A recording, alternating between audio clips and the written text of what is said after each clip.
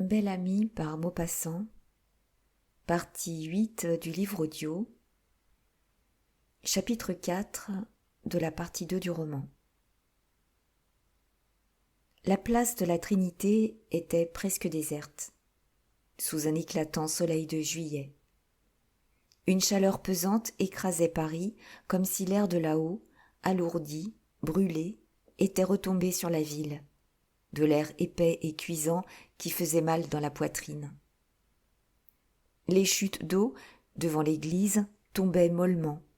Elles semblaient fatiguées de couler, lasses et molles aussi, et le liquide du bassin où flottaient des feuilles et des bouts de papier avait l'air un peu verdâtre, épais et glauque. Un chien, ayant sauté par-dessus le rebord de pierre, se baignait dans cette onde douteuse. Quelques personnes, assises sur les bancs du petit jardin rond qui contourne le portail, regardaient cette bête avec envie. Duroy tira sa montre. Il n'était encore que 3 heures. Il avait 30 minutes d'avance. Il riait en pensant à ce rendez-vous. Les églises lui sont bonnes à tous les usages, se disait-il. Elle la console d'avoir épousé un juif.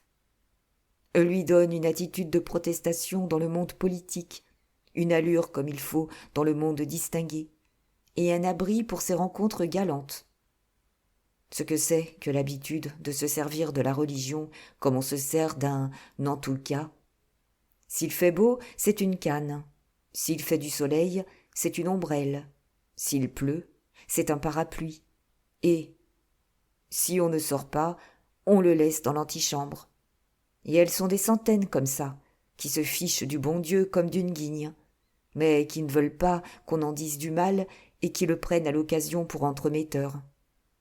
Si on leur proposait d'entrer dans un hôtel meublé, elles trouveraient ça une infamie, et il leur semble tout simple de filer l'amour au pied des autels. Il marchait lentement le long du bassin. Puis il regarda l'heure de nouveau à l'horloge du clocher, qui avançait de 2 minutes sur sa montre. Elle indiquait 3h05. Il jugea qu'il serait encore mieux dedans, et il entra. Une fraîcheur de cave le saisit. Il l'aspira avec bonheur, puis il fit le tour de la nef pour bien connaître l'endroit. Une autre marche régulière, interrompue parfois, puis recommençant, répondait, au fond du vaste monument, au bruit de ses pieds qui montaient, sonores, sous la haute voûte. La curiosité lui vint de connaître ce promeneur. Il le chercha.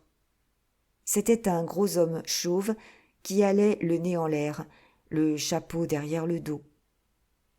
De place en place, une vieille femme agenouillée priait, la figure dans ses mains. Une sensation de solitude, de désert, de repos saisissait l'esprit. La lumière, nuancée par les vitraux, était douce aux yeux. Duroy trouva qu'il faisait rudement bon là-dedans. Il revint près de la porte et regarda de nouveau sa montre. Il n'était encore que 3h15. Il s'assit à l'entrée de l'allée principale en regrettant qu'on ne pût pas fumer une cigarette. On entendait toujours, au bout de l'église, près du chœur, la promenade lente du gros monsieur. Quelqu'un entra.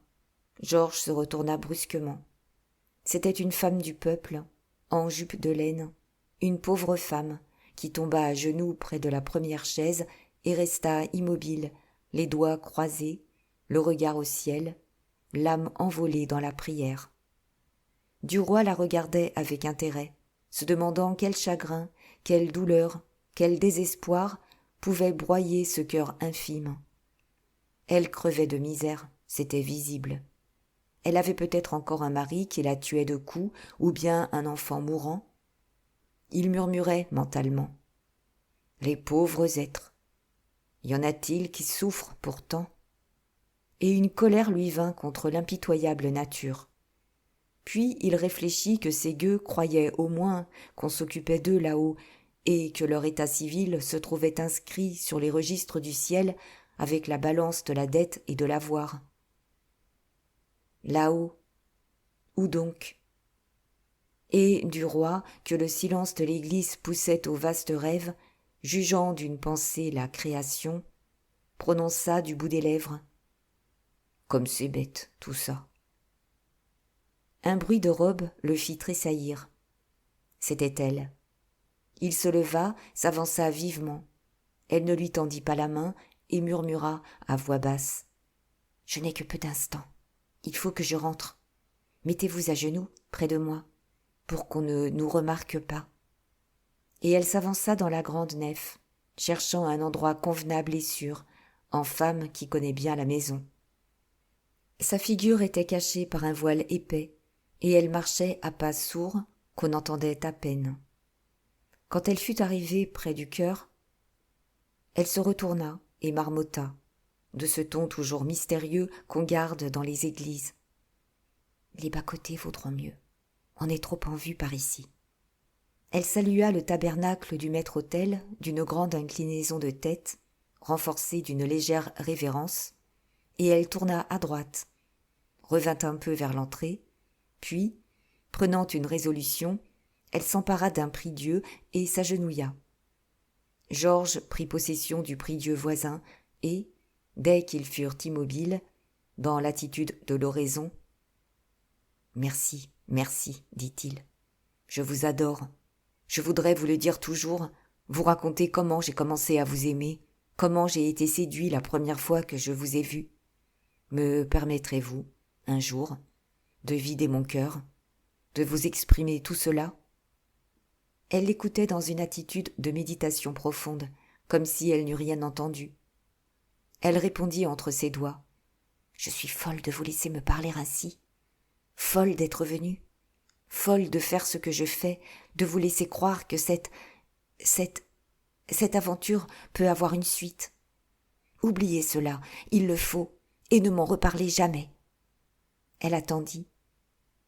Il cherchait une réponse, des mots décisifs, passionnés, mais ne pouvant joindre les gestes aux paroles, son action se trouvait paralysée. Il reprit. « Je n'attends rien, je n'espère rien, je vous aime. Quoi que vous fassiez, je vous le répéterai si souvent, avec tant de force et d'ardeur, que vous finirez bien par le comprendre. Je veux faire pénétrer en vous ma tendresse, vous la verser dans l'âme, mot par mot, heure par heure, jour par jour, de sorte qu'enfin elle vous imprègne comme une liqueur tombée goutte à goutte, qu'elle vous adoucisse, vous amollisse et vous force, plus tard, à me répondre « Moi aussi, je vous aime ».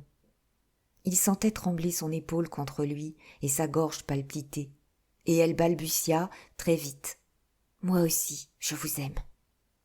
Il eut un sursaut, comme si un grand coup lui fût tombé sur la tête, et il soupira « Oh, mon Dieu !» Elle reprit d'une voix haletante. « Est-ce que je devrais vous dire cela ? Je me sens coupable et méprisable, moi qui ai 2 filles, mais je ne peux pas, je ne peux pas. Je n'aurais pas cru, je n'aurais jamais pensé, c'est plus fort que moi. Écoutez, écoutez, je n'ai jamais aimé que vous, je vous le jure, et je vous aime depuis 1 an en secret, dans le secret de mon cœur. Oh, j'ai souffert. Allez, et luttez. Je ne peux plus, je vous aime. » Elle pleurait dans ses doigts croisés sur son visage, et tout son corps frémissait, secoué par la violence de son émotion. Georges murmura « Donnez-moi votre main, que je la touche, que je la presse. » Elle ôta lentement sa main de sa figure. Il vit sa joue toute mouillée et une goutte d'eau prête à tomber encore au bord des cils. Il avait pris cette main, il la serrait. « Oh, comme je voudrais boire vos larmes !» Elle dit d'une voix basse et brisée qui ressemblait à un gémissement. « N'abusez pas de moi, je me suis perdue. » Il eut envie de sourire. Comment aurait-il abusé d'elle en ce lieu ? Il posa sur son cœur la main qu'il tenait en demandant « Le sentez-vous battre ?» car il était à bout de phrases passionnées. Mais, depuis quelques instants, le pas régulier du promeneur se rapprochait. Il avait fait le tour des autels et il redescendait, pour la 2e fois au moins, par la petite nef de droite. Quand madame Walter l'entendit tout près du pilier qui la cachait, Elle arracha ses doigts de l'étreinte de Georges et, de nouveau, se couvrit la figure. Et ils restèrent tous deux immobiles, agenouillés, comme s'ils eussent adressé ensemble au ciel des supplications ardentes. Le gros monsieur passa près d'eux, leur jeta un regard indifférent et s'éloigna vers le bas de l'église en tenant toujours son chapeau dans son dos. Mais du roi, qui songeait à obtenir un rendez-vous ailleurs qu'à la Trinité, murmura « Où vous verrai-je demain ?» Elle ne répondit pas. Elle semblait inanimée, changée en statue de la prière. Il reprit « Demain, voulez-vous que je vous retrouve au parc Monceau ?» Elle tourna vers lui sa face redécouverte, une face livide, crispée par une souffrance affreuse, et, d'une voix saccadée, « Laissez-moi maintenant, allez-vous-en. Seulement 5 minutes. Je souffre trop près de vous. Je veux prier. Je ne peux pas. Allez-vous-en, laissez-moi prier, seul 5 minutes. Je ne peux pas. Laissez-moi implorer Dieu qu'il me pardonne, qu'il me sauve. Laissez-moi 5 minutes. » Elle avait un visage tellement bouleversé, une figure si douloureuse, qu'il se leva sans dire un mot. Puis, après un peu d'hésitation, il demanda « Je reviendrai tout à l'heure ?» Elle fit un signe de tête qui voulait dire « Oui, tout à l'heure », et il remonta vers le chœur. Alors, elle tenta de prier. Elle fit un effort d'invocation surhumaine pour appeler Dieu, et, le corps vibrant, l'âme éperdue, elle cria « Pitié !» vers le ciel. Elle fermait ses yeux avec rage pour ne plus voir celui qui venait de s'en aller. Elle le chassait de sa pensée, elle se débattait contre lui, mais au lieu de l'apparition céleste attendue dans la détresse de son cœur, elle apercevait toujours la moustache frisée du jeune homme.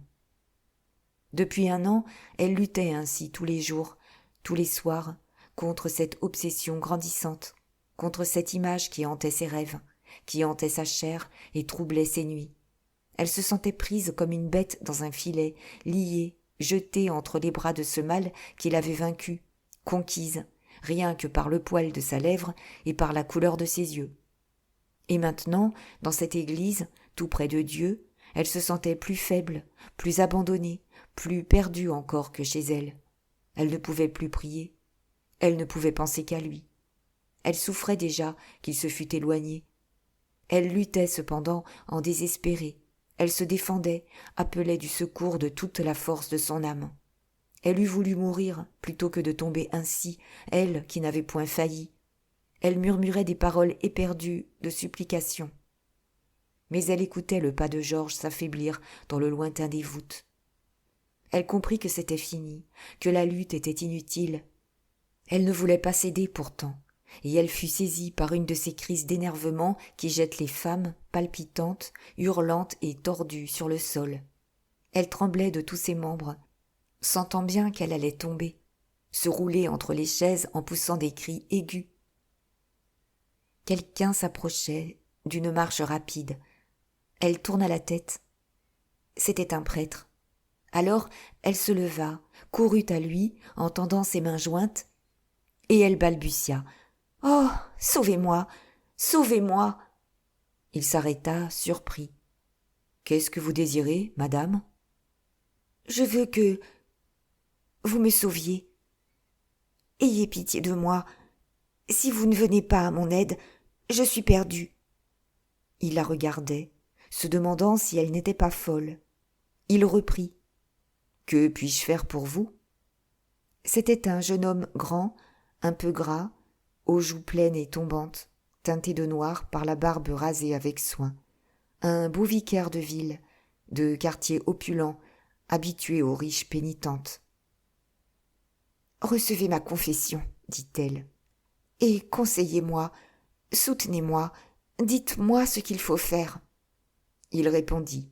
« Je confesse tous les samedis, de 3 heures à 6 heures. » Ayant saisi son bras, elle le serrait en répétant « Non, non, non, tout de suite, il le faut, il est là, dans cette église, il m'attend. » Le prêtre demanda « Qui est-ce qui vous attend ?»« Un homme qui va me perdre, qui va me prendre. Si vous ne me sauvez pas, je ne peux plus le fuir.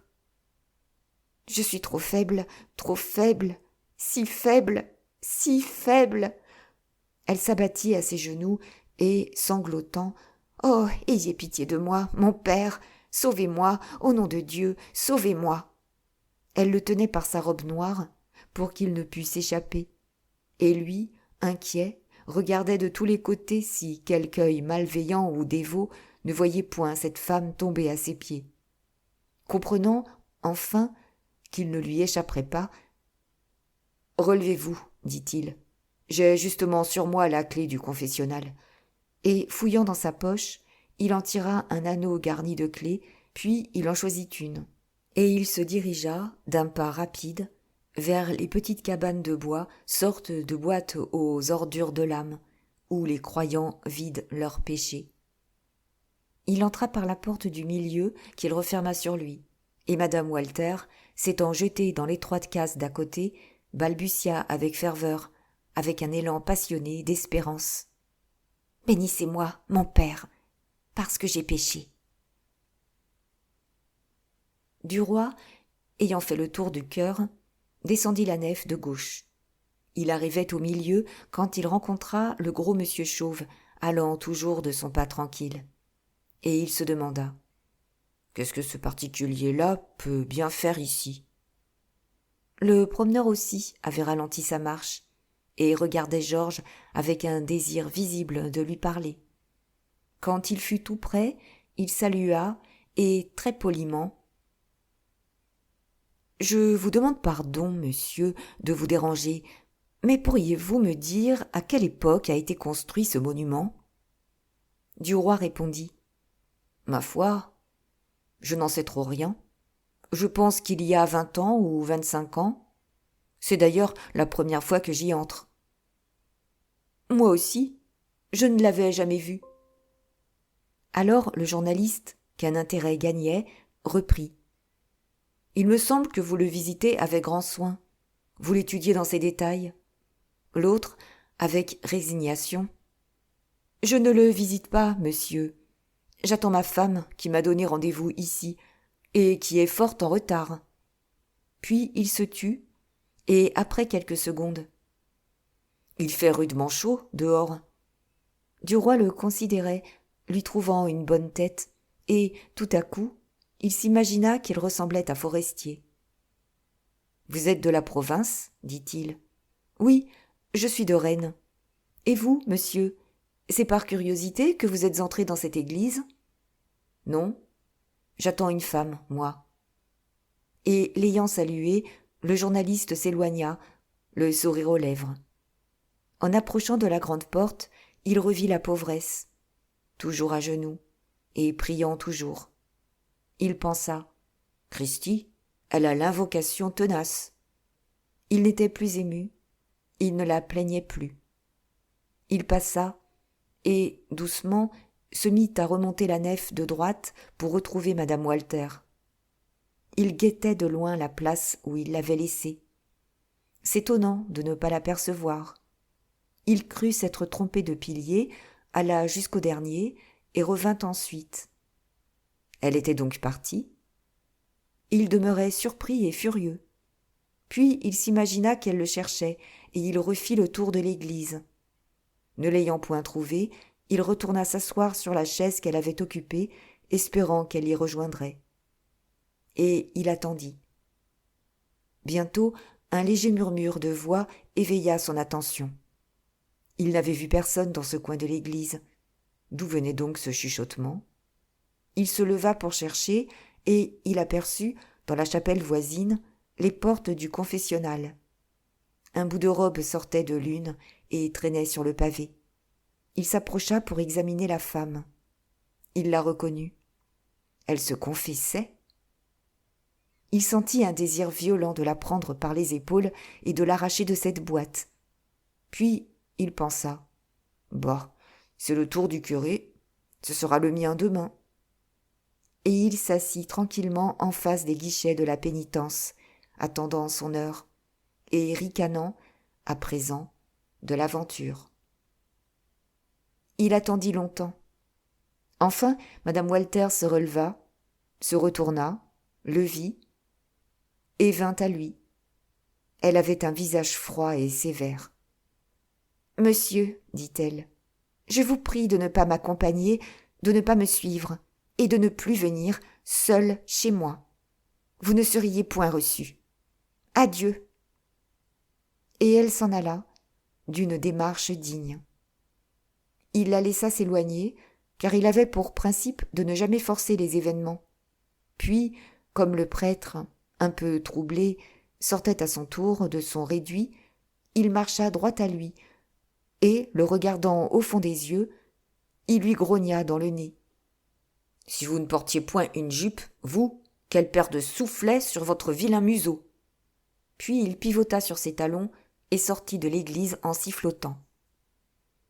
Debout sous le portail, le gros monsieur, le chapeau sur la tête et les mains derrière le dos, las d'attendre, parcourait du regard la vaste place et toutes les rues qui s'y rejoignent. Quand Duroy passa près de lui, ils se saluèrent. Le journaliste, se trouvant libre, descendit à la vie française. Dès l'entrée, il vit à la mine affairée des garçons qu'il se passait des choses anormales, et il entra brusquement dans le cabinet du directeur. Le père Walter, debout, nerveux, dictait un article par phrases hachées, donnait, entre deux alinéas, des missions à ses reporters qui l'entouraient, faisait des recommandations à Boisrenard et décachetait des lettres.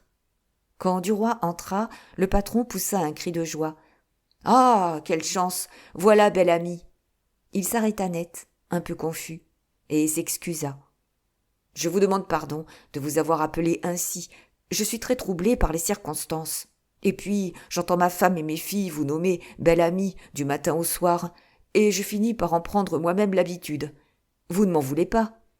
Georges riait. « Pas du tout. Ce surnom n'a rien qui me déplaise. » Le père Walter reprit. « Très bien. Alors je vous baptise bel ami, comme tout le monde. Eh bien, voilà, nous avons de gros événements. Le ministère est tombé sur un vote de 310 voix contre 102. Nos vacances sont encore remises au calende grec. Et nous voici au 28 juillet. L'Espagne se fâche pour le Maroc. C'est ce qui a jeté bas Durand de Leyne et ses acolytes. Nous sommes dans le pétrin jusqu'au cou. Marot est chargé de former un nouveau cabinet. Il prend le général Boutin d'Acre à la guerre et notre ami Laroche-Mathieu aux affaires étrangères. Il garde lui-même le portefeuille de l'intérieur avec la présidence du Conseil. Nous allons devenir une feuille officieuse. Je fais l'article de tête, une simple déclaration de principe en traçant leur voie au ministre. Le bonhomme sourit et reprit. La voie qu'il compte suivre, bien entendu. Mais il me faudrait quelque chose d'intéressant sur la question du Maroc. Une actualité, une chronique à effet, à sensation, je ne sais quoi. Trouvez-moi ça, vous. Duroy réfléchit une seconde, puis répondit. J'ai votre affaire. Je vous donne une étude sur la situation politique de toute notre colonie africaine, avec la Tunisie à gauche, l'Algérie au milieu et le Maroc à droite. L'histoire des races qui peuplent ce grand territoire et le récit d'une excursion sur la frontière marocaine jusqu'à la grande oasis de Figuig, où aucun Européen n'a pénétré et qui est la cause du conflit actuel. Ça vous va-t-il ?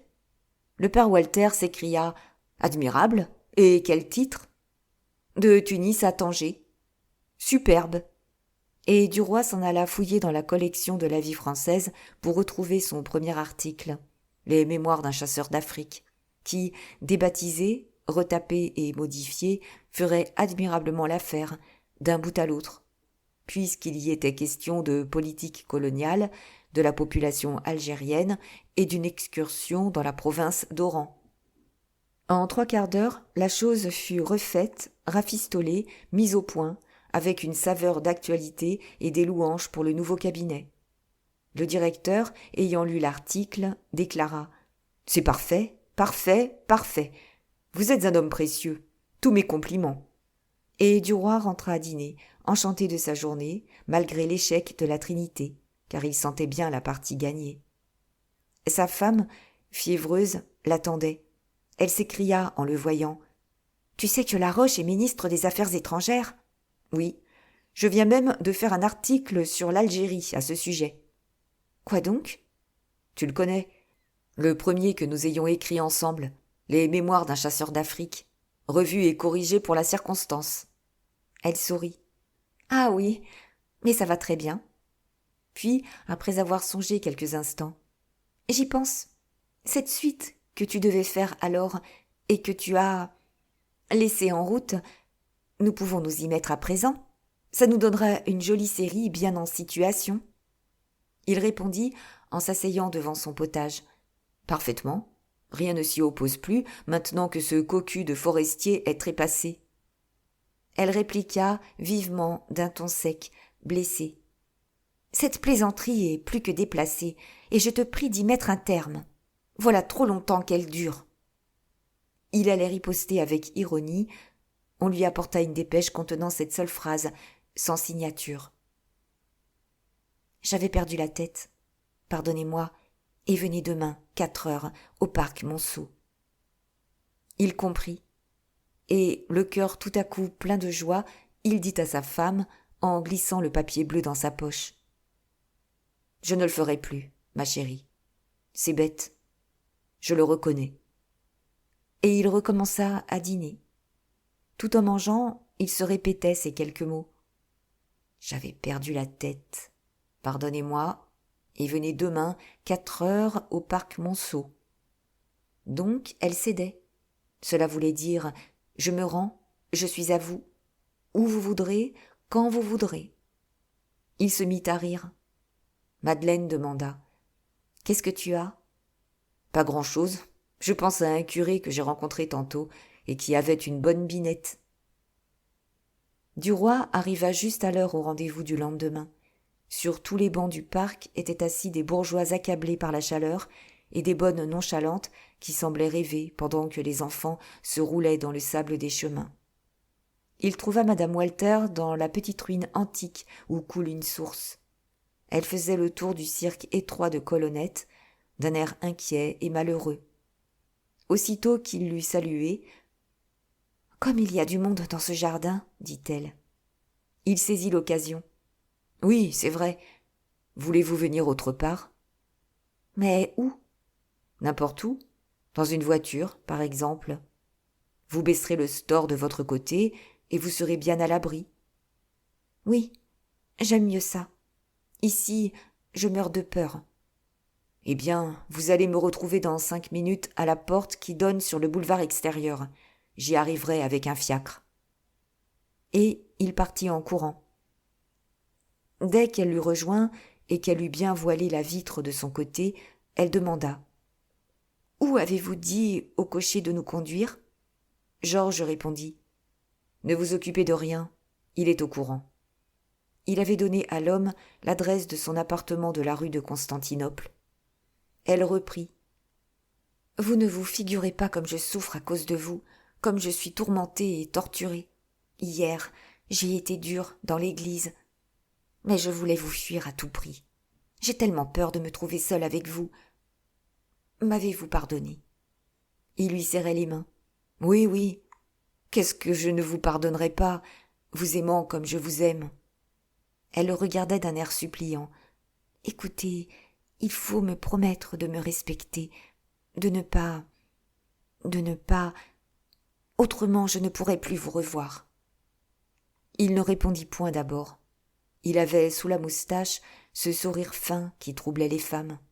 Il finit par murmurer « Je suis votre esclave. » Alors elle se mit à lui raconter comment elle s'était aperçue qu'elle l'aimait en apprenant qu'il allait épouser Madeleine Forestier. Elle donnait des détails, de petits détails de date et de choses intimes. Soudain, elle se tut. La voiture venait de s'arrêter. Duroy ouvrit la portière. « Où sommes-nous » dit-elle. Il répondit « Descendez et entrez dans cette maison. Nous y serons plus tranquilles. »« Mais où sommes-nous ?»« Chez moi. C'est mon appartement de garçon que j'ai repris. Pour quelques jours. Pour avoir un coin où nous puissions nous voir. » Elle s'était cramponnée au capiton du fiacre, épouvantée à l'idée de ce tête-à-tête, et elle balbutiait Non, non, je ne veux pas. Je ne veux pas. Il prononça d'une voix énergique. Je vous jure de vous respecter. Venez. Vous voyez bien qu'on nous regarde, qu'on va se rassembler autour de nous. Dépêchez-vous, dépêchez-vous, descendez. Et il répéta. Je vous jure de vous respecter. Un marchand de vin sur sa porte les regardait d'un air curieux. Elle fut saisie de terreur et s'élança dans la maison. Elle allait monter l'escalier, il la retint par le bras. C'est ici, au rez-de-chaussée. Et il la poussa dans son logis. Dès qu'il eut refermé la porte, il la saisit comme une proie. Elle se débattait, luttait, bégayait. « Oh mon Dieu! Oh mon Dieu !» Il lui baisait le cou, les yeux, les lèvres avec emportement, sans qu'elle pût éviter ses caresses furieuses. Et tout en le repoussant, tout en fuyant sa bouche, elle lui rendait, malgré elle, ses baisers. Tout d'un coup, elle cessa de se débattre, et, vaincue, résignée, se laissa dévêtir par lui. Il enlevait une à une, adroitement et vite, toutes les parties de son costume, avec des doigts légers de femme de chambre. Elle lui avait arraché des mains son corsage pour se cacher la figure dedans, et elle demeurait debout, toute blanche, au milieu de ses robes abattues à ses pieds. Il lui laissa ses bottines et l'emporta dans ses bras vers le lit. Alors, elle lui murmura à l'oreille, d'une voix brisée, « je vous jure que je n'ai jamais eu d'amant. » Comme une jeune fille aurait dit, « je vous jure que je suis vierge. » Et il pensait, « voilà ce qui m'est bien égal, par exemple. » 5. L'automne était venu. Les Duroy avaient passé à Paris tout l'été, menant une campagne énergique dans la vie française en faveur du nouveau cabinet pendant les courtes vacances des députés. Quoiqu'on fût seulement dans les premiers jours d'octobre, les chambres allaient reprendre leurs séances car les affaires du Maroc devenaient menaçantes. Personne, au fond, ne croyait à une expédition vers Tanger, bien que, le jour de la séparation du Parlement, un député de la droite, le comte de Lambert-Sarrazin, dans un discours plein d'esprit, applaudi même par les centres, eût offert de parier et de donner en gage sa moustache, comme avait fait jadis un célèbre vice-roi des Indes, contre les favoris du chef du Conseil, que le nouveau cabinet ne se pourrait tenir d'imiter l'ancien et d'envoyer une armée à Tanger, en pendant à celle de Tunis, par amour de la symétrie, comme on met 2 vases sur une cheminée. Il avait ajouté « La terre d'Afrique est en effet une cheminée, pour la France, messieurs, une cheminée qui brûle notre meilleur bois, une cheminée à grand tirage qu'on allume avec le papier de la banque. Vous vous êtes offert la fantaisie artiste d'orner l'angle de gauche d'un bibelot tunisien qui vous coûte cher. Vous verrez que M. Marot va vouloir imiter son prédécesseur et orner l'angle de droite avec un bibelot marocain. » Ce discours, demeuré célèbre, avait servi de thème à Duroy pour 10 articles sur la colonie algérienne, pour toute sa série interrompue lors de ses débuts au journal, et il avait soutenu énergiquement l'idée d'une expédition militaire, bien qu'il fût convaincu qu'elle n'aurait pas lieu. Il avait fait vibrer la corde patriotique et bombardé l'Espagne avec tout l'arsenal d'arguments méprisants qu'on emploie contre les peuples dont les intérêts sont contraires aux vôtres. La vie française avait gagné une importance considérable à ses attaches connues avec le pouvoir. Elle donnait, avant les feuilles les plus sérieuses, les nouvelles politiques, indiquait par des nuances les intentions des ministres, ses amis. Et tous les journaux de Paris et de la province cherchaient chez elle leurs informations. On la citait, on la redoutait, on commençait à la respecter. Ce n'était plus l'organe suspect d'un groupe de tripoteurs politiques, mais l'organe avoué du cabinet. Laroche-Mathieu était l'âme du journal et Duroy son porte-voix. Le père Walter, député muet et directeur cauteleux, sachant s'effacer, s'occupait dans l'ombre, disait-on, d'une grosse affaire de mine de cuivre au Maroc. Le salon de Madeleine était devenu un centre influent où se réunissaient chaque semaine plusieurs membres du cabinet. Le président du conseil avait même dîné 2 fois chez elle. Et les femmes des hommes d'État, qui hésitaient autrefois à franchir sa porte, se vantaient à présent d'être ses amies, lui faisant plus de visites qu'elle n'en recevait d'elle. Le ministre des Affaires étrangères régnait presque en maître dans la maison. Il y venait à toute heure, apportant des dépêches, des renseignements, des informations qu'il dictait soit au mari, soit à la femme, comme s'ils eussent été ses secrétaires. Quand du roi, après le départ du ministre, demeurait seul en face de Madeleine, il s'emportait, avec des menaces dans la voix et des insinuations perfides dans les paroles, contre les allures de ce médiocre parvenu. Mais elle haussait les épaules avec mépris, répétant « Fais-en autant que lui, toi, deviens ministre, et tu pourras faire ta tête. Jusque-là, tais-toi. » Il frisait sa moustache en la regardant de côté. « On ne sait pas de quoi je suis capable, disait-il. On l'apprendra peut-être, un jour. » Elle répondait avec philosophie. « Qui vivra, verra. » Le matin de la rentrée des chambres, la jeune femme encore au lit faisait 1000 recommandations à son mari, qui s'habillait afin d'aller déjeuner chez M. Laroche-Mathieu et de recevoir ses instructions avant la séance pour l'article politique du lendemain dans la Vie française. Cet article devant être une sorte de déclaration officieuse des projets réels du cabinet. Madeleine disait « Surtout, n'oublie pas de lui demander si le général Belloncle est envoyé à Oran, comme il en est question. Cela aurait une grande signification. » Georges, nerveux, répondit « Mais je sais aussi bien que toi ce que j'ai à faire. Fiche-moi la paix avec tes rabâchages. » Elle reprit tranquillement. « Mon cher, tu oublies toujours la moitié des commissions dont je te charge pour le ministre. » Il grogna. « Il m'embête, ton ministre, à la fin. C'est un serin. » Elle dit avec calme. « Ce n'est pas plus mon ministre que le tien. Il t'est plus utile qu'à moi. » Il s'était tourné un peu vers elle en ricanant. « Pardon, il ne me fait pas la cour, à moi. » Elle déclara lentement. « À moi non plus, d'ailleurs. Mais il fait notre fortune. » Il se tut, puis, après quelques instants. « Si j'avais à choisir parmi tes adorateurs, j'aimerais encore mieux cette vieille ganache de Vaudrec. Qu'est-ce qu'il devient, celui-là? Je ne l'ai pas vu depuis 8 jours. » Elle répliqua sans s'émouvoir. « Il est souffrant. Il m'a écrit qu'il gardait même le lit avec une attaque de goutte. Tu devrais passer prendre de ses nouvelles. Tu sais qu'il t'aime beaucoup, et cela lui ferait plaisir. » Georges répondit. « Oui, certainement, j'irai tantôt. » Il avait achevé sa toilette, et, son chapeau sur la tête, il cherchait s'il n'avait rien négligé. N'ayant rien trouvé, il s'approcha du lit, embrassa sa femme sur le front. « À tantôt, ma chérie. Je ne serai pas rentré avant 7 heures au plus tôt. » Et il sortit. M. Laroche-Mathieu l'attendait, car il déjeunait à 10 heures ce jour-là, le conseil devant se réunir à midi avant la réouverture du Parlement.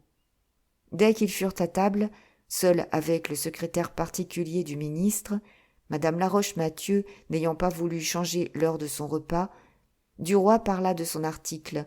Il en indiqua la ligne, consultant ses notes griffonnées sur des cartes de visite. Puis, quand il eut fini, « Voyez-vous quelque chose à modifier, mon cher ministre ?»« Fort peu, mon cher ami. Vous êtes peut-être un peu trop affirmatif dans l'affaire du Maroc. Parlez de l'expédition comme si elle devait avoir lieu, mais en laissant bien entendre qu'elle n'aura pas lieu, et que vous n'y croyez pas le moins du monde. Faites que le public lise bien entre les lignes que nous n'irons pas nous fourrer dans cette aventure. » « Parfaitement. J'ai compris, et je me ferai bien comprendre. Ma femme m'a chargé de vous demander à ce sujet si le général Belloncle serait envoyé à Oran. Après ce que vous venez de dire, je conclus que non. » L'homme d'État répondit « Non. » Puis on causa de la session qui s'ouvrait. Laroche-Mathieu se mit à pérorer, préparant l'effet des phrases qu'il allait répandre sur ses collègues quelques heures plus tard. Il agitait sa main droite, levant en l'air tantôt sa fourchette, tantôt son couteau, tantôt une bouchée de pain, et sans regarder personne, s'adressant à l'assemblée invisible, il expectorait son éloquence liquoreuse de beau garçon bien coiffé. Une très petite moustache roulée redressait sur sa lèvre deux pointes pareilles à des queues de scorpion, et ses cheveux huilés de brillantine, séparés au milieu du front, arrondissaient sur ses tempes deux bandeaux de bellâtre provincial. Il était un peu trop gras, un peu bouffi, bien que jeune. Le ventre tendait son gilet. Le secrétaire particulier mangeait et buvait tranquillement, accoutumé sans doute à ses douches de faconde. Mais du roi, que la jalousie du succès obtenu mordait au cœur, songeait. Va donc, ganache. Quel crétin que ces hommes politiques. Et, comparant sa valeur à lui, à l'importance bavarde de ce ministre, il se disait « Cristi, si j'avais seulement 100 000 francs nets pour me présenter à la députation dans mon beau pays de Rouen, pour rouler dans la pâte de leur grosse malice mes braves Normands finauds et lourdeaux, quel homme d'État je ferais, à côté de ces polissons imprévoyants. » Jusqu'au café, M. Laroche-Mathieu parla, puis, ayant vu qu'il était tard, il sonna pour qu'on fît avancer son coupé.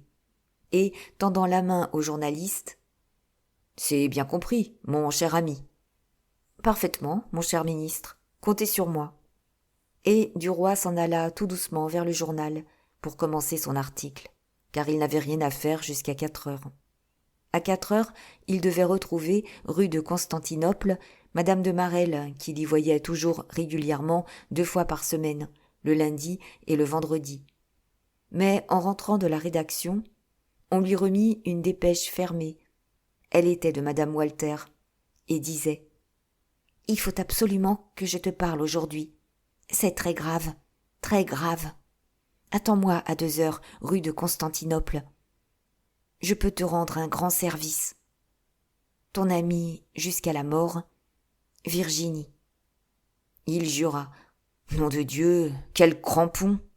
Et, saisi par un excès de mauvaise humeur, il ressortit aussitôt, trop irrité pour travailler. Depuis 6 semaines, il essayait de rompre avec elle sans parvenir à lasser son attachement acharné. Elle avait eu, après sa chute, un accès de remords épouvantable et, dans 3 rendez-vous successifs, avait accablé son amant de reproches et de malédictions. Ennuyé de ces scènes et déjà rassasié de cette femme mûre et dramatique, il s'était simplement éloigné, espérant que l'aventure serait finie de cette façon. Mais alors elle s'était accrochée à lui éperdument, se jetant dans cet amour comme on se jette dans une rivière avec une pierre au cou. Il s'était laissé reprendre, par faiblesse, par complaisance, par égard. Et elle l'avait emprisonné dans une passion effrénée et fatigante. Elle l'avait persécuté de sa tendresse.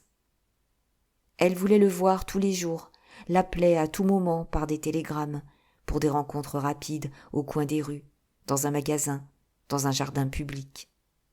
Elle lui répétait alors, en quelques phrases, toujours les mêmes, qu'elle l'adorait et l'idolâtrait, puis elle le quittait en lui jurant qu'elle était bien heureuse de l'avoir vu. Elle se montrait tout autre qu'il ne l'avait rêvé, essayant de le séduire avec des grâces puériles, des enfantillages d'amour ridicules à son âge.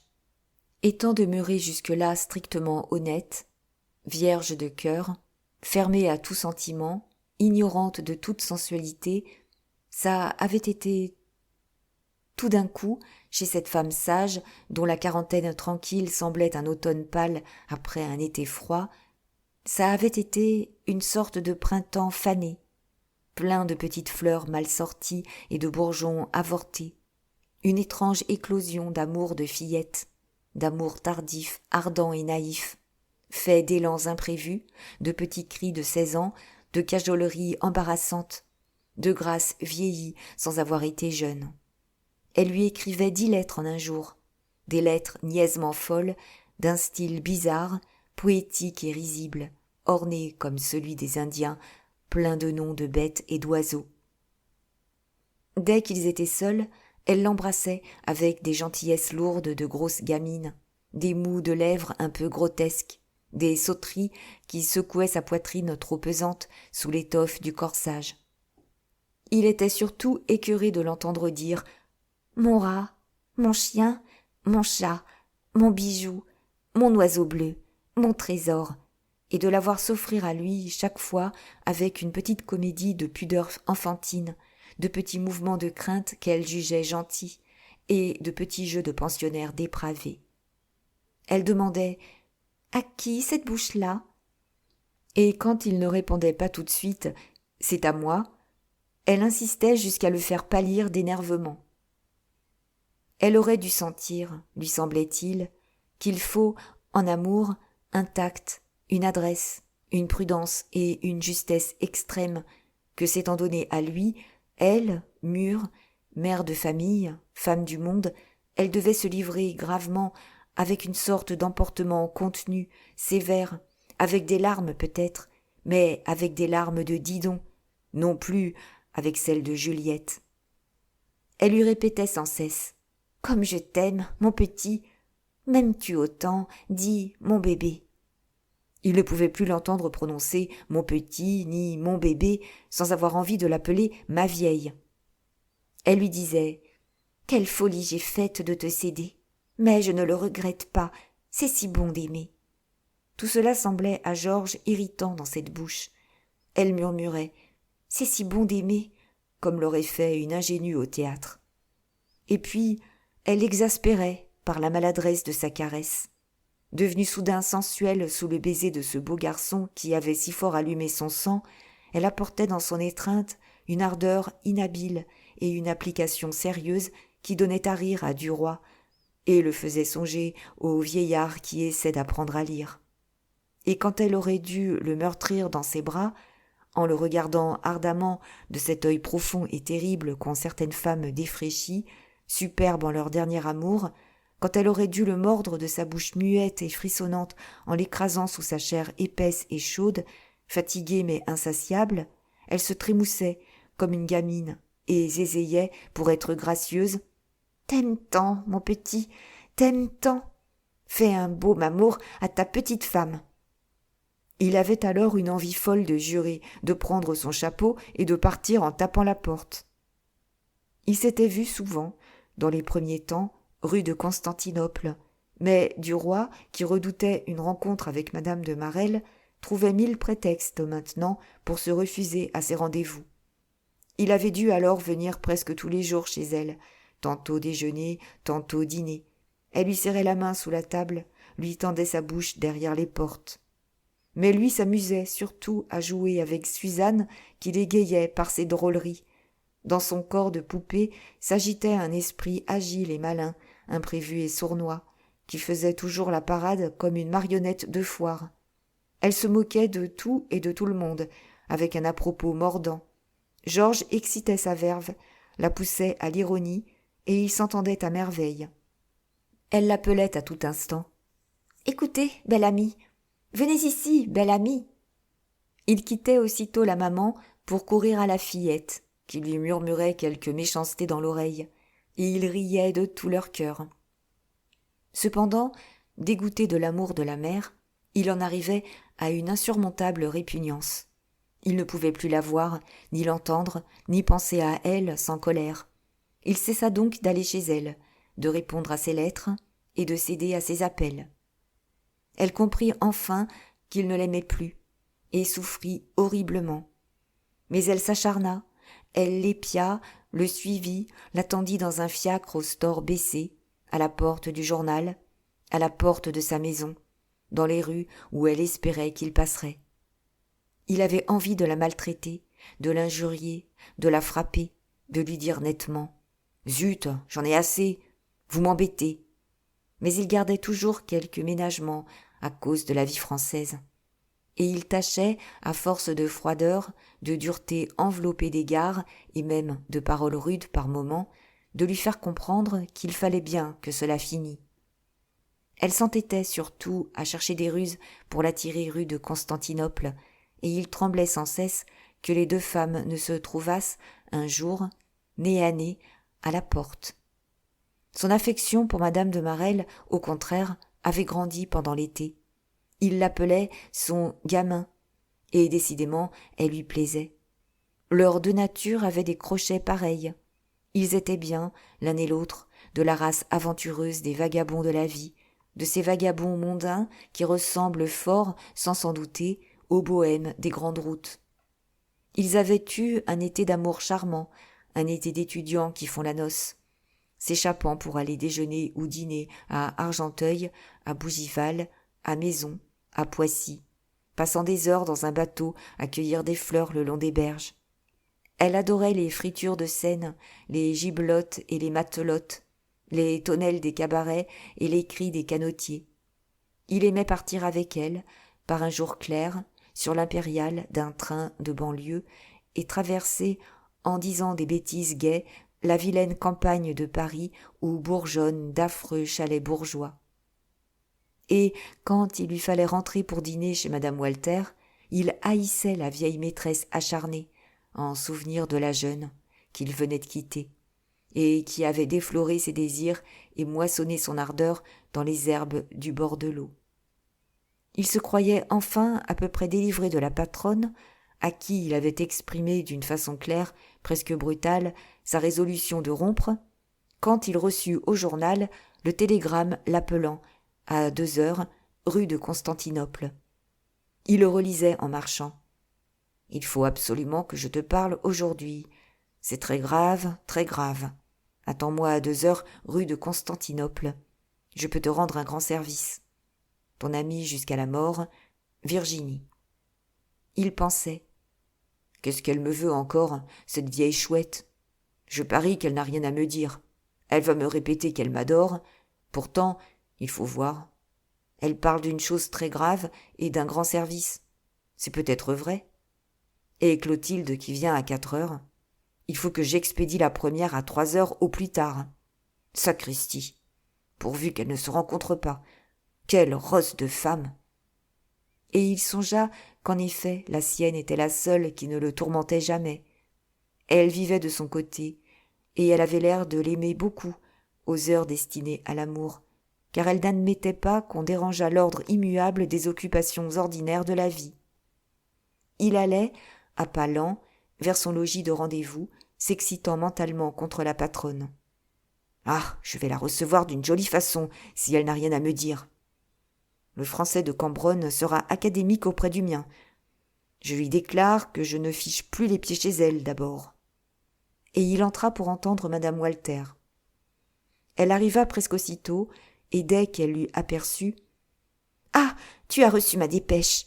Quelle chance !» Il avait pris un visage méchant. « Parbleu, je l'ai trouvé au journal, au moment où je partais pour la chambre. Qu'est-ce que tu me veux encore ?»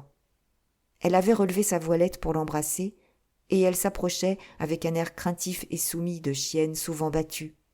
« Comme tu es cruelle pour moi. Comme tu me parles durement. Qu'est-ce que je t'ai fait ? Tu ne te figures pas comme je souffre par toi. » Il grogna. « Tu ne vas pas recommencer ?» Elle était debout tout près de lui, attendant un sourire, un geste pour se jeter dans ses bras. Elle murmura. « Il ne fallait pas me prendre pour me traiter ainsi. Il fallait me laisser sage et heureuse comme j'étais. Te rappelles-tu ce que tu me disais dans l'église, et comme tu m'as fait entrer de force dans cette maison ? Et voilà maintenant comment tu me parles, comment tu me reçois. Mon Dieu, que tu me fais mal. » Il frappa du pied, et, violemment, « Ah, mais zut, en voilà assez. Je ne peux pas te voir une minute sans entendre cette chanson-là. On dirait vraiment que j'étais prise à 12 ans et que tu étais ignorante comme un ange. Non, ma chère, rétablissons les faits. Il n'y a pas eu détournement de mineurs. Tu t'es donné à moi, en plein âge de raison. Je t'en remercie. Je t'en suis absolument reconnaissant. Mais je ne suis pas tenu d'être attaché à ta jupe jusqu'à la mort. Tu as un mari et j'ai une femme. Nous ne sommes libres ni l'un ni l'autre. Nous nous sommes offert un caprice, ni vu ni connu. C'est fini. » Elle dit. « Oh, que tu es brutal, que tu es grossier, que tu es infâme. Oh non, je n'étais plus une jeune fille, mais je n'avais jamais aimé, jamais failli. » Il lui coupa la parole. « Tu me l'as déjà répété 20 fois, je le sais. Mais tu avais eu 2 enfants. Je ne t'ai donc pas défloré. » Elle recula. « Oh, Georges, c'est indigne !» Et portant ses 2 mains à sa poitrine, elle commença à suffoquer avec des sanglots qui lui montaient à la gorge. Quand il vit les larmes arriver, il prit son chapeau sur le coin de la cheminée. « Ah, tu vas pleurer. Alors, bonsoir. C'est pour cette représentation-là que tu m'avais fait venir ?» Elle fit un pas afin de lui barrer la route et, tirant vivement un mouchoir de sa poche, s'essuya les yeux d'un geste brusque. Sa voix s'affermit sous l'effort de sa volonté et elle dit, interrompue par un chevrotement de douleur. « Non, je suis venue pour te donner une nouvelle politique. Pour te donner le moyen de gagner 50 000 francs. Ou même plus, si tu veux. » Il demanda, adouci tout à coup. « Comment ça ? Qu'est-ce que tu veux dire ? » « J'ai surpris par hasard, hier soir, quelques mots de mon mari et de Laroche. Il ne se cachait pas beaucoup devant moi, d'ailleurs. Mais Walter recommandait au ministre de ne pas te mettre dans le secret parce que tu dévoilerais tout. » Duroy avait reposé son chapeau sur une chaise. Il attendait, très attentif. « Alors, qu'est-ce qu'il y a ? » « Ils vont s'emparer du Maroc. » « Allons donc, j'ai déjeuné avec Laroche qui m'a presque dicté les intentions du cabinet. »« Non, mon chéri, ils t'ont joué parce qu'ils ont peur qu'on connaisse leur combinaison. »« Assieds-toi, » dit Georges. Et il s'assit lui-même sur un fauteuil. Alors elle attira par terre un petit tabouret et s'accroupit dessus entre les jambes du jeune homme. Elle reprit, d'une voix câline. « Comme je pense toujours à toi, je fais attention maintenant à tout ce qu'on chuchote autour de moi. » Et elle se mit, doucement, à lui expliquer comment elle avait deviné depuis quelque temps qu'on préparait quelque chose à son insu, qu'on se servait de lui en redoutant son concours. Elle disait « Tu sais, quand on aime, on devient rusé. » Enfin, la veille, elle avait compris. C'était une grosse affaire, une très grosse affaire préparée dans l'ombre. Elle souriait maintenant, heureuse de son adresse. Elle s'exaltait, parlant en femme de financier, habituée à voir machiner les coups de bourse, les évolutions des valeurs, les accès de hausse et de baisse, ruinant en 2 heures de spéculation des milliers de petits bourgeois, de petits rentiers, qui ont placé leurs économies sur des fonds garantis par des noms d'hommes honorés, respectés, hommes politiques ou hommes de banque. Elle répétait « Oh, c'est très fort ce qu'ils ont fait, très fort. C'est Walter qui a tout mené d'ailleurs, et il s'y entend. Vraiment, c'est de premier ordre. » Il s'impatientait de ces préparations. « Voyons, dis vite. » « Eh bien, voilà. L'expédition de Tanger était décidée entre eux dès le jour où Laroche a pris les affaires étrangères. Et peu à peu, ils ont racheté tout l'emprunt du Maroc, qui était tombé à 64 ou 5 francs. Ils l'ont racheté très habilement, par le moyen d'agents suspects, véreux, qui n'éveillaient aucune méfiance. Ils ont roulé même les Rothschild, qui s'étonnaient de voir toujours demander du marocain. On leur a répondu en nommant les intermédiaires, tous tarés, tous à la côte. Ça a tranquillisé la grande banque. Et puis maintenant, on va faire l'expédition. Et dès que nous serons là-bas, l'État français garantira la dette. Nos amis auront gagné 50 ou 60 millions. Tu comprends l'affaire ? Tu comprends aussi comme on a peur de tout le monde, peur de la moindre indiscrétion. » Elle avait appuyé sa tête sur le gilet du jeune homme, et les bras posés sur ses jambes, elle se serrait, se collait contre lui, sentant bien qu'elle l'intéressait à présent, prête à tout faire, à tout commettre, pour une caresse, pour un sourire. Il demanda « Tu es bien sûre ?» Elle répondit avec confiance « Oh, je crois bien !» Il déclara « C'est très fort, en effet. Quant à ce salaud de Laroche, en voilà un que je repincerai. Oh, le gredin! Qu'il prenne garde à lui, qu'il prenne garde à lui.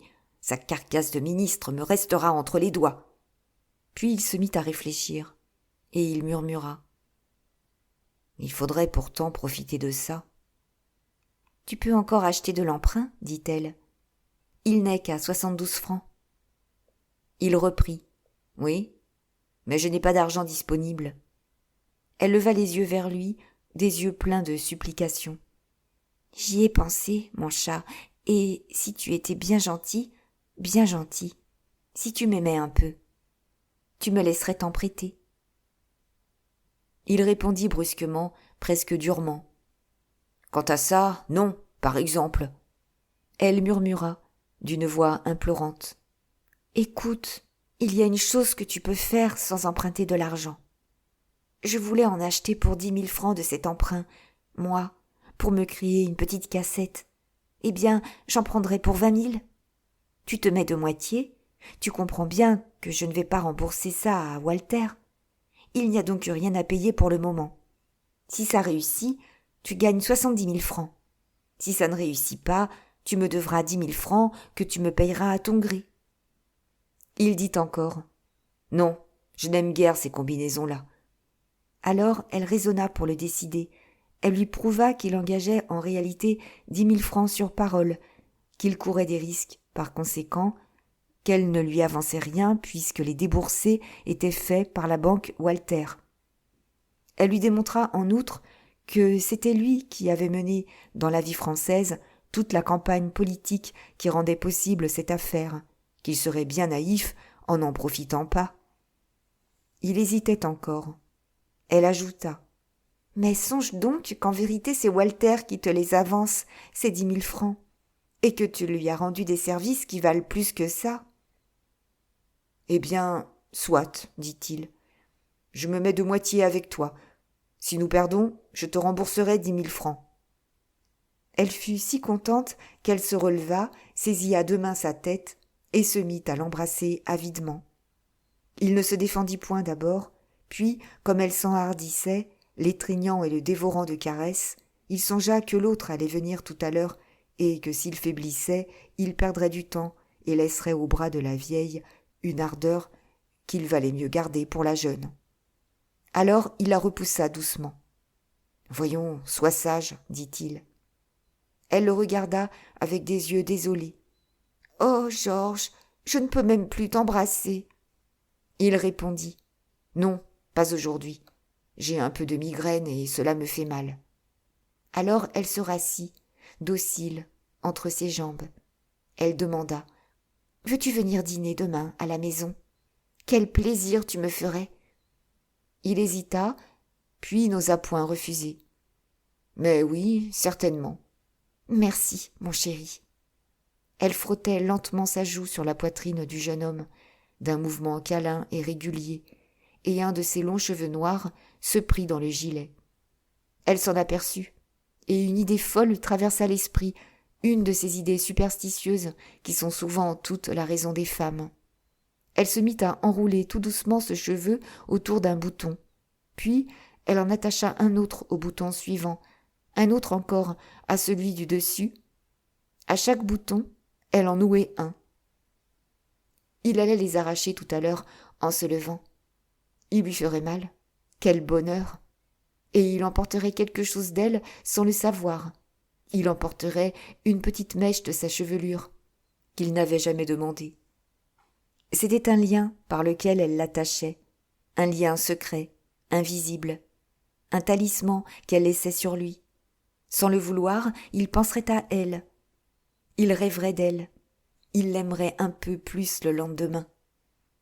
Il dit tout à coup. « Il va falloir que je te quitte, parce qu'on m'attend à la chambre pour la fin de la séance.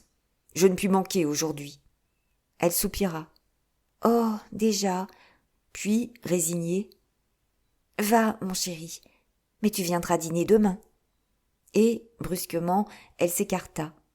Ce fut sur sa tête une douleur courte et vive, comme si on lui eût piqué la peau avec des aiguilles. Son cœur battait. Elle était contente d'avoir souffert un peu par lui.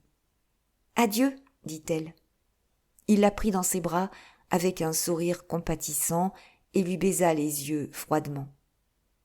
Mais elle, affolée par ce contact, murmura encore une fois Déjà. Et son regard suppliant montrait la chambre dont la porte était ouverte. Il éloigna de lui, et d'un ton pressé. Il faut que je me sauve. Je vais arriver en retard. Alors elle lui tendit ses lèvres qu'il effleura à peine. Et lui ayant donné son ombrelle qu'elle oubliait, il reprit. Allons, allons, dépêchons-nous. Il est plus de 3 heures. Elle sortit devant lui. Elle répétait. Demain, 7 heures. Il répondit. Demain, 7 heures. Ils se séparèrent. Elle tourna à droite et lui à gauche. Duroy remonta jusqu'au boulevard extérieur. Puis il redescendit le boulevard Malesherbes qu'il se mit à suivre à pas lents. En passant devant un pâtissier, il aperçut des marrons glacés dans une coupe de cristal, et il pensa « Je vais en rapporter 1 livre pour Clotilde. » Il acheta un sac de ces fruits sucrés qu'elle aimait à la folie. À 4 heures, il était rentré pour attendre sa jeune maîtresse. Elle vint un peu en retard parce que son mari était arrivé pour 8 jours. Elle demanda « Peux-tu venir dîner demain ? Il serait enchanté de te voir. » « Non, je dîne chez le patron. Nous avons un tas de combinaisons politiques et financières qui nous occupent. » Elle avait enlevé son chapeau. Elle ôtait maintenant son corsage qui la serrait trop. Il lui montra le sac sur la cheminée. « Je t'ai apporté des marrons glacés. » Elle battit des mains. « Quelle chance ! Comme tu es mignon !» Elle les prit, en goûta un, et déclara « Ils sont délicieux. Je sens que je n'en laisserai pas un seul. » Puis elle ajouta en regardant Georges avec une gaieté sensuelle. « Tu caresses donc tous mes vices ?» Elle mangeait lentement les marrons et jetait sans cesse un coup d'œil au fond du sac pour voir s'il en restait toujours. Elle dit « Tiens, assieds-toi dans le fauteuil. Je vais m'accroupir entre tes jambes pour grignoter mes bonbons. »« Je serai très bien. » Il sourit, s'assit et la prit entre ses cuisses ouvertes comme il tenait tout à l'heure madame Walter. Elle levait la tête vers lui pour lui parler et disait, la bouche pleine. « Tu ne sais pas, mon chéri, j'ai rêvé de toi. J'ai rêvé que nous faisions un grand voyage, tous les deux, sur un chameau. Il avait 2 bosses. Nous étions à cheval chacun sur une bosse et nous traversions le désert. Nous avions emporté des sandwichs dans un papier et du vin dans une bouteille et nous faisions la dînette sur nos bosses. Mais ça m'ennuyait, parce que nous ne pouvions pas faire autre chose. Nous étions trop loin l'un de l'autre, et moi, je voulais descendre. » Il répondit. « Moi aussi, je veux descendre. » Il riait, s'amusant de l'histoire. Il la poussait à dire des bêtises, à bavarder, à raconter tous ces enfantillages, toutes ces niaiseries tendres que débitent les amoureux. Ces gamineries, qu'il trouvait gentilles dans la bouche de madame de Marelle, l'auraient exaspéré dans celle de madame Walter. Clotilde l'appelait aussi « mon chéri, mon petit, mon chat ». Ces mots lui semblaient doux et caressants. Dits par l'autre tout à l'heure, ils l'irritaient et l'écœuraient, car les paroles d'amour, qui sont toujours les mêmes, prennent le goût des lèvres dont elles sortent. Mais il pensait, tout en s'égayant de ses folies, aux 70 000 francs qu'il allait gagner, et, brusquement, il arrêta, avec 2 petits coups de doigt sur la tête, le verbiage de son ami. « Écoute, ma chatte, je vais te charger d'une commission pour ton mari. Dis-lui de ma part d'acheter, demain, pour 10 000 francs d'emprunt du Maroc, qui est à 72. Et je lui promets qu'il aura gagné de 60 à 80 000 francs avant 3 mois. Recommande-lui le silence absolu. Dis-lui de ma part que l'expédition de Tanger est décidée et que l'État français va garantir la dette marocaine. Mais ne te coupe pas avec d'autres. C'est un secret d'État que je confie là. » Elle l'écoutait, sérieuse. Elle murmura. « Je te remercie. Je préviendrai mon mari dès ce soir. Tu peux compter sur lui. Il ne parlera pas. C'est un homme très sûr. Il n'y a aucun danger. » Mais elle avait mangé tous les marrons. Elle écrasa le sac entre ses mains et le jeta dans la cheminée. Puis elle dit « Allons nous coucher. » Et sans se lever, elle commença à déboutonner le gilet de Georges. Tout à coup, elle s'arrêta et, tirant entre 2 doigts un long cheveu pris dans une boutonnière, Elle se mit à rire. « Tiens, tu as emporté un cheveu de Madeleine. En voilà un mari fidèle. » Puis, redevenue sérieuse, elle examina longuement sur sa main l'imperceptible fil qu'elle avait trouvé et elle murmura. « Ce n'est pas de Madeleine ? Il est brun. » Il sourit. Il vient probablement de la femme de chambre. Mais elle inspectait le gilet avec une attention de policier, et elle cueillit un second cheveu enroulé autour d'un bouton. Puis elle en aperçut un troisième, et, pâlie, tremblante un peu, elle s'écria « Oh, tu as couché avec une femme qui t'a mis des cheveux à tous tes boutons !» Il s'étonnait, il balbutiait « Mais non, tu es folle !» Soudain, il se rappela, comprit, se troubla d'abord, puis nia en ricanant, pas fâché au fond qu'elle le soupçonnât d'avoir des bonnes fortunes. Elle cherchait toujours, et toujours trouvait des cheveux qu'elle déroulait d'un mouvement rapide et jetait ensuite sur le tapis. Elle avait deviné, avec son instinct rusé de femme, et elle balbutiait, furieuse, rageant et prête à pleurer. « Elle t'aime, celle-là, et elle a voulu te faire emporter quelque chose d'elle. Oh, que tu es traître !» Mais elle poussa un cri strident de joie nerveuse. « Oh, oh, c'est une vieille. Voilà un cheveu blanc. Ah, tu prends des vieilles femmes maintenant. Est-ce qu'elle te paie ? Dis, est-ce qu'elle te paie ? Ah, tu en es aux vieilles femmes. Alors, tu n'as plus besoin de moi. Garde l'autre. » Elle se leva, courut à son corsage jeté sur une chaise, et elle le remit rapidement. Il voulait la retenir, honteux et balbutiant. « Mais non, Clo, tu es stupide. Je ne sais pas ce que c'est. Écoute, reste. Voyons, reste. » Elle répétait. « Garde ta vieille femme, garde-la. Fais-toi faire une bague avec ses cheveux blancs. Tu en as assez pour ça. » Avec des gestes brusques et prompts, elle s'était habillée, recoiffée et voilée. Et comme il voulait la saisir, elle lui lança, à toute volée, un soufflet par la figure. Pendant qu'il demeurait étourdi, elle ouvrit la porte et s'enfuit. Dès qu'il fut seul, une rage furieuse le saisit contre cette vieille rosse de mère Walter. Ah, il allait l'envoyer coucher, celle-là, et durement. Il bassina avec de l'eau sa joue rouge, puis il sortit à son tour en méditant sa vengeance. Cette fois, il ne pardonnerait point. Ah, mais non! Il descendit jusqu'au boulevard et, flânant, s'arrêta devant la boutique d'un bijoutier pour regarder un chronomètre dont il avait envie depuis longtemps, et qui valait 1800 francs. Il pensa, tout à coup, avec une secousse de joie au cœur, « Si je gagne mes 70 000 francs, je pourrais me le payer. » Et il se mit à rêver à toutes les choses qu'il ferait avec ces 70 000 francs. D'abord, il serait nommé député, et puis il achèterait son chronomètre, et puis il jouerait à la bourse, et puis encore, et puis encore.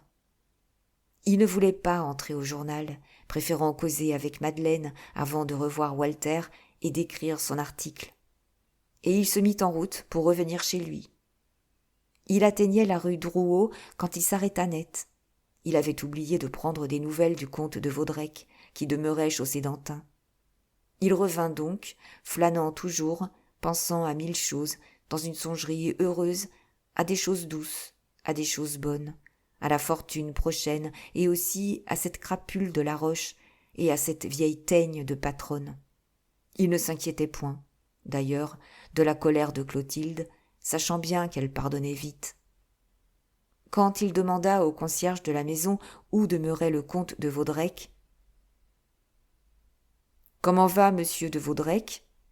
On m'a appris qu'il était souffrant ces jours derniers. » L'homme répondit, « Monsieur le comte est très mal, monsieur. On croit qu'il ne passera pas la nuit. La goutte est remontée au cœur. » Duroy demeura tellement effaré qu'il ne savait plus ce qu'il devait faire. Vaudrec, mourant ? Des idées confuses passaient en lui, nombreuses, troublantes, qu'il n'osait point s'avouer à lui-même. Il balbutia « Merci, je reviendrai », sans comprendre ce qu'il disait. Puis il sauta dans un fiacre et se fit conduire chez lui. Sa femme était rentrée. Il pénétra dans sa chambre, essoufflé, et lui annonça tout de suite. « Tu ne sais pas ? Vaudrec est mourant. » Elle était assise et lisait une lettre. Elle leva les yeux et 3 fois de suite répéta. « Hein ? Tu dis ? Tu dis ? Tu dis ? » « Je te dis que Vaudrec est mourant d'une attaque de gouttes remontée au cœur. » Puis il ajouta. « Qu'est-ce que tu comptes faire ?» Elle s'était dressée, livide, les joues secouées d'un tremblement nerveux. Puis elle se mit à pleurer affreusement en cachant sa figure dans ses mains. Elle demeurait debout, secouée par des sanglots, déchirée par le chagrin. Mais soudain, elle dompta sa douleur et, s'essuyant les yeux. « J'y vais. Ne t'occupe pas de moi. Je ne sais pas à quelle heure je reviendrai. Ne m'attends point. » Il répondit. « Très bien, va. » Ils se serrèrent la main, et elle partit si vite qu'elle oublia de prendre ses gants. Georges, ayant dîné seul, se mit à écrire son article. Il le fit exactement selon les intentions du ministre, laissant entendre au lecteur que l'expédition du Maroc n'aurait pas lieu. Puis il le porta au journal, causa quelques instants avec le patron, et repartit en fumant, le cœur léger, sans qu'il comprît pourquoi. Sa femme n'était pas rentrée. Il se coucha et s'endormit. Madeleine revint vers minuit. Georges, réveillé brusquement, s'était assis dans son lit. Il demanda « Eh bien ?» Il ne l'avait jamais vue si pâle et si émue. Elle murmura « Il est mort. » « Ah, et il ne t'a rien dit ?»« Rien.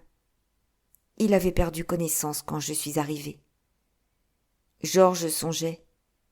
Des questions lui venaient aux lèvres qu'il n'osait point faire. « Couche-toi, dit-il. » Elle se déshabilla rapidement, puis se glissa auprès de lui. Il reprit. Avait-il des parents à son lit de mort ? Rien qu'un neveu. Ah, le voyait-il souvent, ce neveu ? Jamais, il ne s'était point rencontré depuis 10 ans. Avait-il d'autres parents ? Non, je ne crois pas. Alors, c'est ce neveu qui doit hériter ? Je ne sais pas. Il était très riche, Vaudrec ? Oui, très riche. Sais-tu ce qu'il avait à peu près ? Non, pas au juste. 1 ou 2 millions, peut-être. Il ne dit plus rien. Elle souffla la bougie, et ils demeurèrent étendus côte à côte dans la nuit, silencieux, éveillés et songeants. Il n'avait plus envie de dormir. Il trouvait maigres maintenant les 70 000 francs promis par madame Walter. Soudain, il crut que Madeleine pleurait. Il demanda pour s'en assurer. « Dors-tu » ? « Non. » Elle avait la voix mouillée et tremblante. Il reprit. « J'ai oublié de te dire, tantôt, que ton ministre nous a fichus dedans. »« Comment ça ?» Et il lui conta, tout au long, avec tous les détails, la combinaison préparée entre Laroche et Walter. Quand il eut fini, elle demanda « Comment sais-tu ça ?» Il répondit « Tu me permettras de ne point te le dire. Tu as des procédés d'information que je ne pénètre point. J'ai les miens, que je désire garder. Je réponds en tout cas de l'exactitude de mes renseignements. » Alors elle murmura « Oui, c'est possible. Je me doutais qu'il faisait quelque chose sans nous. » Mais Georges, que le sommeil ne gagnait pas, s'était rapproché de sa femme, et, doucement, il lui baisa l'oreille. Elle le repoussa avec vivacité. « Je t'en prie, laisse-moi tranquille, n'est-ce pas ? Je ne suis point d'humeur à batifoler. » Il se retourna, résigné, vers le mur, et, ayant fermé les yeux, il finit par s'endormir. Merci pour votre écoute jusqu'à présent. Suite au prochain épisode. À bientôt.